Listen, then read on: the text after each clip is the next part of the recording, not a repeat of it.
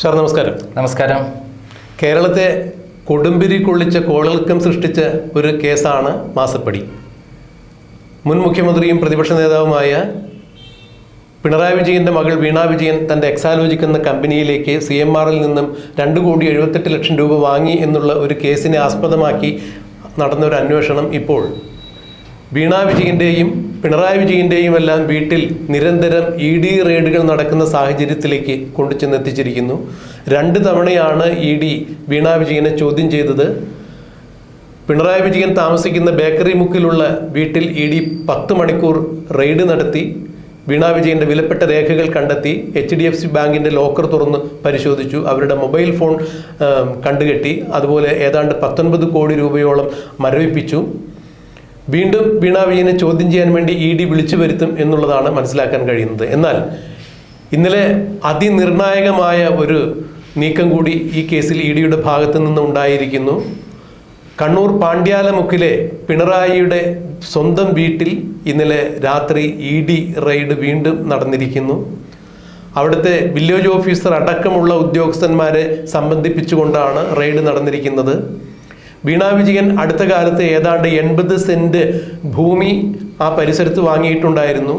അതുൾപ്പെടെ അതിൻ്റെ മതിപ്പ് വില എത്രയാണ്, പിണറായി വിജയൻ ഇപ്പോൾ താമസിക്കുന്ന വീടും പുരയിടവും അതിൻ്റെ മതിപ്പ് വില എത്രയാണ്, CMRൽ നിന്ന് കിട്ടിയ പണം വീണ വിജയൻ എവിടെയെങ്കിലും ഭൂമി വാങ്ങുവാൻ വേണ്ടി ഉപയോഗിച്ചിട്ടുണ്ടോ, വീണ വിജയൻ്റെയും മുഹമ്മദ് റിയാസിൻ്റെയും സ്ഥാവര ജംഗമ വസ്തുക്കൾ പരിശോധിക്കുന്നു, അവരുടെ സമ്പാദ്യങ്ങൾ പരിശോധിക്കുന്നു. ഇതിൻ്റെ എല്ലാം ഭാഗമായി തന്നെയാണ് ED വീണ്ടും റെയ്ഡിനെത്തിയിരിക്കുന്നത് എന്ന് പറയുമ്പോൾ ഈ കേസിൽ വളരെ നിർണായകമായ ഒരു നീക്കം നടക്കുന്നു എന്ന് വേണം മനസ്സിലാക്കാൻ. ഈ കേസുമായി ബന്ധപ്പെട്ട്, അതായത് പിണറായി വിജയൻ്റെ ലാവ്ലിൻ കേസുമായി ബന്ധപ്പെട്ട് കേരള സമൂഹത്തോട് ഞെട്ടിക്കുന്ന പല യാഥാർത്ഥ്യങ്ങളും രേഖകൾ സഹിതം വിളിച്ചു പറയുകയും സുപ്രീം കോടതിയിൽ ആ കേസിൽ കക്ഷി ചേരുകയും ചെയ്ത TP നന്ദകുമാർ എന്ന മാധ്യമപ്രവർത്തകനെ കേരളത്തിന് മറക്കാൻ സാധിക്കില്ല. സാർ, ഈ കേസിൽ എങ്ങനെയാണ് സാർ നോക്കിക്കാണുന്നത്? ആദ്യം ലാവ്ലിൻ കേസിൽ ഞാൻ കക്ഷി ചേരല്ല. ഞാൻ കൊണ്ടുവന്ന കേസ്, ഞാൻ എൻ്റെ ഡിഫാക്ടോ കംപ്ലൈൻറ്റൻ്റാണ്. അതുകൊണ്ടാണ് എനിക്ക് ഏറ്റവും വലിയ ദുരന്തങ്ങൾ പിണറായി വിജയനിൽ നിന്ന് നേരിടേണ്ടി വന്നത്. എൻ്റെ ഓഫീസ് കത്തിച്ചതും പിന്നീട് എന്നെ കള്ളക്കേസിൽ കുടുക്കി അറസ്റ്റ് ചെയ്ത് പ്രതികാരം വീട്ടിയതെല്ലാം കേരളം കണ്ടിട്ടില്ല. അതൊന്നും ഒരു പ്രശ്നമല്ല. പിണറായി വിജയൻ അതൊക്കെ ചെയ്യുമെന്ന് നേരത്തെ അറിഞ്ഞുകൊണ്ട് തന്നെയാണ് പിണറായി വിജയനോട് നേരിട്ട് ഫൈറ്റ് ചെയ്യാൻ ഞാൻ റെഡി ചെയ്യുന്നത്. അപ്പോൾ ആ കാര്യം അവിടെ നിൽക്കട്ടെ. നമ്മുടെ മുന്നിൽ ഇപ്പോൾ പിണറായി വിജയൻ്റെ വീടടക്കം റെയ്ഡ് ചെയ്തുകൊണ്ടിരിക്കുന്ന കാര്യമാണ് ഓരോ ദിവസവും വാർത്തയായി വന്നുകൊണ്ടിരിക്കുന്നത്. ഇതൊന്നും വലിയ വാർത്തയായിട്ട് ഞാൻ കാണുന്നേ ഇല്ല എന്നുള്ളതാണ് സത്യം. കാരണം ഇതൊക്കെ ചെറു മീനുകളെയാണ് ഇപ്പം പിടിക്കാൻ പോണത്. അതായത് പിണറായി വിജയൻ്റെ കോടാനുകോടി രൂപ വിദേശത്തുള്ള നിക്ഷേപങ്ങളെക്കുറിച്ചുള്ള യാതൊരു കാര്യവും നടക്കില്ല. ഇവിടെ ആപ്പാടെ 2-3 കോടി രൂപയ്ക്ക് വാങ്ങിയ വീട്, സ്ഥലം, ഇതിനെക്കുറിച്ചുള്ള ഒരു അന്വേഷണം മാത്രമാണ് നടക്കുന്നത്.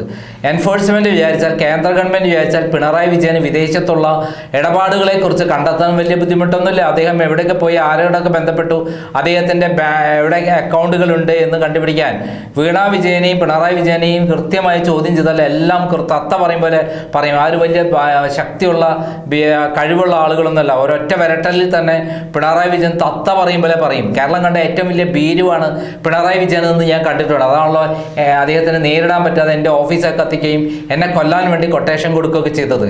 ഭീരുക്കളെ അങ്ങനെ ചെയ്യുള്ളൂ. നിയമപരമായി നേരിടാൻ കഴിവുള്ള ആൾക്കാർ എന്ത് ചെയ്യും? നിയമപരമായിട്ട് നോട്ടീസ് അയച്ച് ഡിഫമേഷൻ കേസ് ഫയൽ ചെയ്യും. അതുപോലെയുള്ള നടപടികൾ ചെയ്യും. ഞാൻ വെല്ലുവിളിച്ചല്ലേ. ഇവിടെ 80 സെന്റ് സ്ഥലം വാങ്ങിയതുമായി ബന്ധപ്പെട്ടിട്ട് മാത്രമല്ല, വീണ വിജയന് കിട്ടിയ പണത്തിൽ ഒരു വലിയ ഓഹരി നമ്മുടെ മുഹമ്മദ് റിയാസിൻ്റെ അക്കൗണ്ടുകളിലേക്ക് ട്രാൻസ്ഫർ ചെയ്തിട്ടുണ്ട്. ഇടപാടുകൾ നടന്നിട്ടുണ്ട്. അതുമായി ബന്ധപ്പെട്ട കാര്യങ്ങളാണ് ഇപ്പോൾ അന്വേഷിച്ചുകൊണ്ടിരിക്കുന്നത് എന്നാണ് ഞാൻ മനസ്സിലാക്കുന്നത്. എന്തായാലും പിണറായി വിജയനെ വളരെ ശക്തമായ തെളിവുകൾ മുന്നിൽ വെച്ച് പൂട്ടാനും മകളെയും മകനെയും മരുമകനെയൊക്കെ പൂട്ടാനുള്ള തയ്യാറെടുപ്പിലാണ് എൻഫോഴ്സ്മെൻറ്റ് എന്ന് വേണമെങ്കിൽ കരുതാം. അതല്ലെങ്കിൽ സമ്മർദ്ദ തന്ത്രമാകാം. എന്നോട് എൻഫോഴ്സ്മെൻറ്റിൽ അന്ന് ഞാൻ ചോദ്യം ചെയ്യാൻ വേണ്ടി എന്നെ വിളിച്ചപ്പോൾ, അതായത് ലാവ്ലിൻ കേസുമായുള്ള തെളിവുകൾ കൊടുക്കാൻ പോയപ്പോൾ ആ ഓഫീസർ എന്നോട് പറഞ്ഞിട്ട്, നിങ്ങൾ പത്രസമ്മേളനം നടത്തി ഇതൊക്കെ അറിയിക്കണം കേട്ടോ പത്രക്കാരെ. എന്താണ് അതിൻ്റെ ഉദ്ദേശം? അതിനർത്ഥം പിണറായി വിജയനെ സമ്മർദ്ദത്തിലാക്കാൻ BJPക്ക് വോട്ട് പിടിക്കുക എന്നുള്ളത്. ഇപ്പോഴും ഞാൻ വിശ്വസിക്കുന്നില്ല പിണറായി വിജയൻ എന്തെങ്കിലും സംഭവിക്കും, അല്ലെ മകൾക്ക് എന്ത് സംഭവിക്കും, അല്ലെ ഗുരുതരമായിട്ട് എന്തെങ്കിലും കൊണ്ടുപോയിട്ട് കൊടുക്കും എന്നൊരു വിശ്വാസം എനിക്കിപ്പോഴും ഇല്ല. കാരണം എന്നോ അകത്താകേണ്ട ആളാണ് പിണറായി വിജയനും മകളും ഭാര്യയും മകനും മരുമനൊക്കെ. അവരെ ഇന്ന് വരെ തൊട്ടിട്ടില്ല. ഇതൊക്കെ കാണിക്കുന്നത് പിണറായി വിജയനെ സമ്മർദ്ദത്തിലാക്കി മാർക്സിസ്റ്റ് പാർട്ടിയെ മൊത്തത്തിൽ BJP ലയിപ്പിക്കാനുള്ള തന്ത്രമാണ് അവർ ചെയ്യുന്നത്. അതിനുള്ള പരിപാടി പിണറായി വിജയൻ കൃത്യമായി ചെയ്തിട്ടില്ലെങ്കിൽ പിണറായി വിജയൻ അകത്താണ്, അല്ലെങ്കിൽ മകളകത്താണ്, മരുമകനകത്താണ് എന്നുള്ളതാണ് വരാൻ പോകുന്നത്. കേന്ദ്ര ഗവൺമെൻറ് ഇപ്പോഴും അദ്ദേഹത്തെ സംരക്ഷിക്കുന്നതിന് ഭാഗമായിട്ടാണ് ലാവ്ലിൻ കേസ് തൊടാതിരിക്കുന്നത്. സുപ്രീം കോടതിയിൽ 80 തവണയാണ് രജിസ്ട്രി വഴിയും അതേപോലെ കേന്ദ്ര കോടതി വഴിയും നേരിട്ട് കോടതി വഴിയും മാറ്റിവെച്ചിട്ടുള്ളത്. 80 തവണ എന്ന് പറഞ്ഞാൽ 8.5 കൊല്ലം കഴിഞ്ഞു, 8-9 കൊല്ലം കഴിഞ്ഞു. 2017 മുതൽ 2026 വരെയുള്ള കാലം എന്ന് പറഞ്ഞാൽ 9 വർഷമായില്ലേ. ഇതേപോലെ തന്നെയാണ് നമ്മുടെ സ്വർണ്ണക്കളക്കടത്തിൽ ഇന്ന് ഇവരെ അന്വേഷണം ഉണ്ടായിട്ടുണ്ടോ? കൃത്യമായിട്ട് മൊഴിയുണ്ട് സ്വപ്ന സുരേഷിൻ്റെ. 33 തവണ ബിരിയാണി ചെമ്പിലും അതേപോലെ ഖുറാൻ്റെ ചട്ട വഴിയും അതേപോലെ നയതന്ത്ര ബാഗേജ് വഴിയും സ്വർണം കടത്തിയിട്ടുണ്ട്. കോടാനുകോടി രൂപയുടെ ഇടപാടാണ് നടത്തിയിട്ടുള്ളത്. അത് കൂടുതൽ മുന്നോട്ട് പോകാത്തതിന് കാരണം പ്രവാസി മലയാളിയായ ഒരാൾ അതിലുണ്ട്. അദ്ദേഹം കേന്ദ്ര ഗവൺമെൻറ്റുമായി വലിയ ബന്ധത്തിലാണ് എന്നുള്ളത് കൂടിയാണ്. പിണറായി വിജയൻ മാത്രമല്ല, അവരെയും കൂടെ കൊടുക്കും. ഡോളർ കടത്തിയത് പിണറായി വിജയൻ മാത്രം കൊടുക്കുന്ന ഒരു കാര്യമാണ്, ശിവശങ്കർ മാത്രം കൊടുക്കുന്ന കാര്യമാണ്. അതിൽ കൃത്യമായിട്ട് സ്കാൻ ചെയ്തപ്പോൾ ഇത് ഡോളറാണെന്നും 100 കോടി ഡോളർ ആണെന്നുള്ളത് കണ്ടെത്തിയിട്ടുള്ളതാണ്. അതിലേക്കാൾ കൃത്യമായി തെളിവുള്ള ലൈഫ് മിഷൻ തട്ടിപ്പ് എന്ന് പറഞ്ഞാൽ 19 കോടി രൂപയുടെ ഇടപാടാണ്.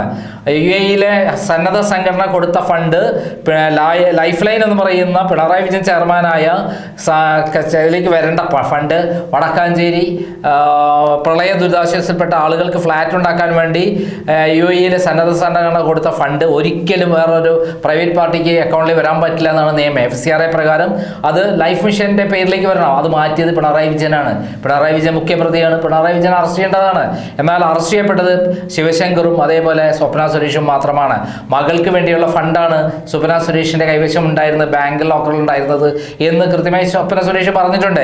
എന്നിട്ട് ഇതേവരെ മകളെ ആ കാര്യത്തിൽ ചോദ്യം ചെയ്തിട്ടില്ല.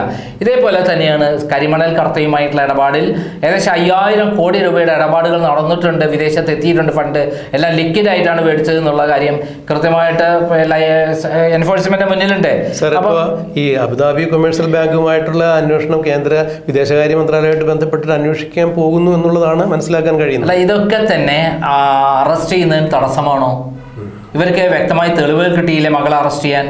അവരുടെ അക്കൗണ്ടിലേക്ക് പൈസ വന്നിട്ടില്ലേ? അത് സർവീസ് ചെയ്യാതെയല്ലേ? അതായത് 2,78,00,000 രൂപ മകളുടെ അക്കൗണ്ടിലേക്ക് വന്നതിന് വ്യക്തമായി തെളിവില്ലേ? ആ തെളിവ് ഉള്ളപ്പോൾ അത് മുഖ്യമന്ത്രി പിണറായി വിജയന്റെ മരുമകൾ എന്നുള്ളതുകൊണ്ടല്ലേ അങ്ങനെ കിട്ടിയത്? സാർ, ഇപ്പോഴും ഇപ്പോൾ ഒരു മാധ്യമപ്രവർത്തകൻ എന്ന രീതിയിൽ സാർ ഇതിന് വിലയിരുത്തുന്നത് ഇവിടെയും ഇപ്പോൾ കേന്ദ്ര സർക്കാരിൻ്റെ ഏതെങ്കിലും തരത്തിലുള്ള ഒളിച്ചുകളി നടക്കുന്നുണ്ട് എന്നുള്ളത് തന്നെയാണോ? ഞാൻ അങ്ങനെയാണ് സംശയിക്കുക. കാരണം അതിൻ്റെ പോക്ക് കണ്ടിട്ട് അങ്ങനെയേ സംശയിക്കാൻ പറ്റുള്ളൂ. ആദ്യത്തെ ദിവസം തന്നെ വീണ വിജയനെ അറസ്റ്റ് ചെയ്യാനുള്ള എല്ലാ തെളിവുകളും മുന്നിലില്ലേ? ആദായ നികുതി സെറ്റിൽമെന്റ് ബോർഡിന്റെ വിധിയിൽ എന്താ പറയുന്നത്? 1,73,00,000 രൂപ അവരുടെ അക്കൗണ്ടിലേക്ക് യാതൊരു സർവീസും ചെയ്യാതെ വന്നു എന്നല്ലേ? ആ സർവീസ് ചെയ്യാതെ വന്നു കഴിഞ്ഞാൽ അതിന്റെ അർത്ഥം എന്താ? കൈക്കൂലിയല്ലേ?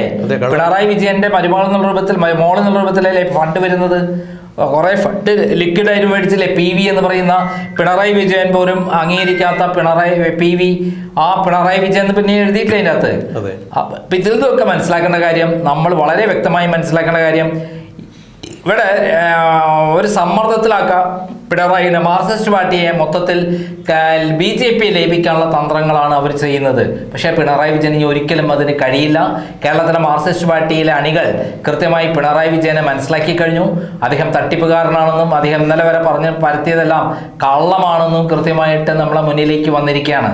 അതുകൊണ്ട് തന്നെ ഈ കാര്യത്തിൽ ഉണ്ടാകുന്ന നടപടിക്രമങ്ങൾ വളരെ സൂക്ഷ്മയോടെ നിരീക്ഷിച്ചു കഴിഞ്ഞാൽ ED ഇപ്പോഴും ഒരു വെറുതെ ഇട്ട് കളിക്കുകയാണ്. ഇവരെ അറസ്റ്റ് ചെയ്ത് ആ കസ്റ്റഡിയിലെടുത്ത് കൃത്യമായിട്ട് കണ്ടെത്താവുന്ന കാര്യങ്ങളാ ബാക്കിയെല്ലാം. ഒന്നാമത്തെ തെളിവെന്താ? 2,78,00,000 രൂപ അവരുടെ അക്കൗണ്ടിലേക്ക് വന്നു. എന്തിന്? ഒരു കമ്പനി ആക്ട് പ്രകാരം SFIയുടെ അന്വേഷണത്തിൽ സീരിയസ് ഫ്രോഡ് ഇൻവെസ്റ്റിഗേഷൻ എന്തിനാണ് നടക്കുന്നത്?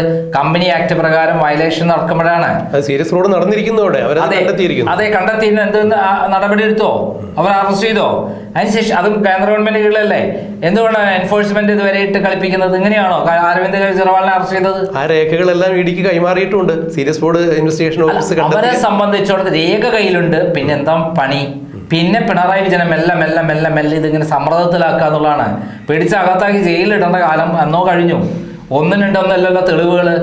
എന്നോ ജയിലിൽ കിടക്കേണ്ട ആൾക്ക് എങ്ങനെയാണ് പുറത്തിറങ്ങി നടക്കാൻ പറ്റുന്നത് പെരുങ്കള്ളനായിട്ട്?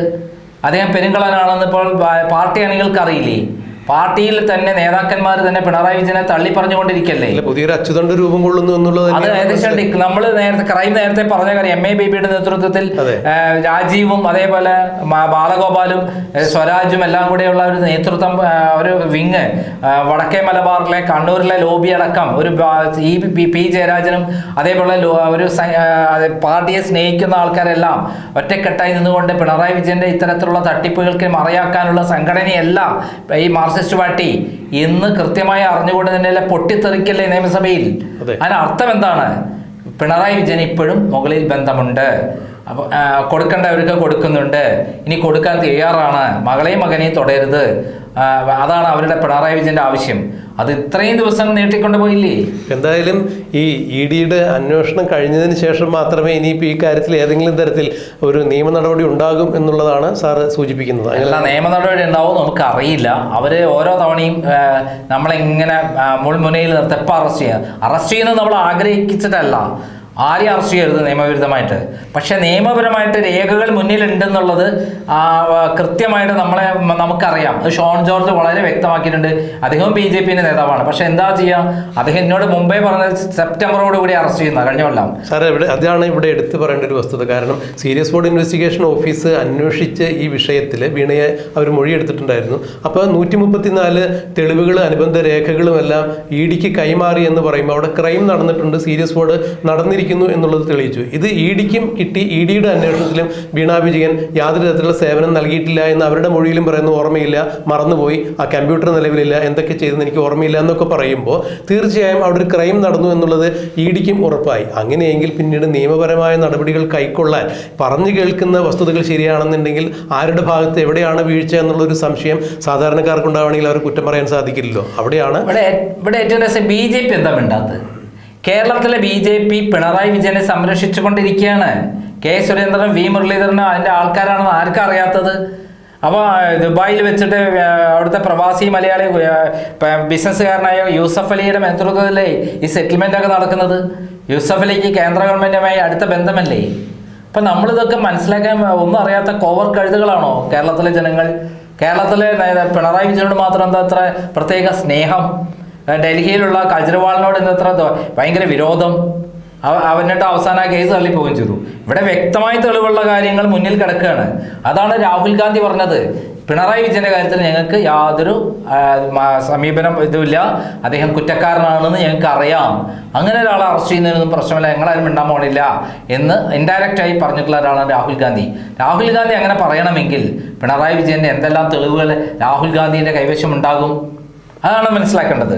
അത് എൻഫോഴ്സ്മെന്റ് എന്താ മനസ്സിലാവുന്നത്? കേന്ദ്ര ഗവൺമെന്റ് മനസ്സിലാകാത്തതുകൊണ്ടല്ല, ഉറക്കം നടിക്കുകയാണ്. കാരണം പിണറായി വിജയനെ സമ്മർദ്ദത്തിലാക്കുക, കേരളത്തിൽ BJPയെ വളർത്താൻ വേണ്ടി പിണറായി വിജയനോട് പറയുന്ന കാര്യങ്ങൾ ചെയ്യുക എന്നുള്ളതാണ് അവർ ചെയ്തുകൊണ്ടിരിക്കുന്നത്. അല്ലെ മകളെ പിടിച്ച് അകത്താക്കാൻ ഒരു നിമിഷം പോരെ?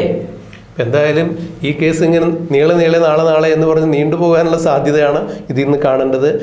EDയോ അല്ലെങ്കിൽ മറ്റേതെങ്കിലും കേന്ദ്ര അന്വേഷണ ഏജൻസികളെ നമ്മൾ വിമർശിക്കുന്നതല്ല. പക്ഷേ ഈ അന്വേഷണത്തിൻ്റെ പുരോഗതി കാണുമ്പോൾ അന്വേഷണാത്മകമായ ഒരു പത്രപ്രവർത്തനം നടത്തുന്ന ഒരു മാധ്യമം എന്ന രീതിയിൽ, അത്തരം ഒരു മാധ്യമ പ്രവർത്തകൻ എന്ന രീതിയിൽ നന്ദകുമാർ സാറിൻ്റെ വാക്കുകളെ തള്ളിക്കളയാനും സാധിക്കുന്നില്ല. എൻഫോഴ്സ്മെന്റിൽ ഞാൻ മൊഴി കൊടുത്തുള്ള ആളാണ്, പിറ്റേസ് അറസ്റ്റ് ചെയ്യുന്നുള്ളതൊക്കെ പറയേണ്ട ആൾ എന്നോട് പറഞ്ഞത് ആ വലിയ വാർത്തയാക്കിക്കോ, അങ്ങനെ പേടിക്കട്ടെ എന്ന് എന്നോട് ED ഉദ്യോഗസ്ഥനോട് പറഞ്ഞിട്ടുണ്ട്. ഞാൻ ഇപ്പം വെളിപ്പെടുത്തുകയാണ്. അപ്പോൾ അവരുടെ ഉദ്ദേശം എന്താ? എൻ്റെ അനുഭവമാണ് ഞാൻ പറയുന്നത്.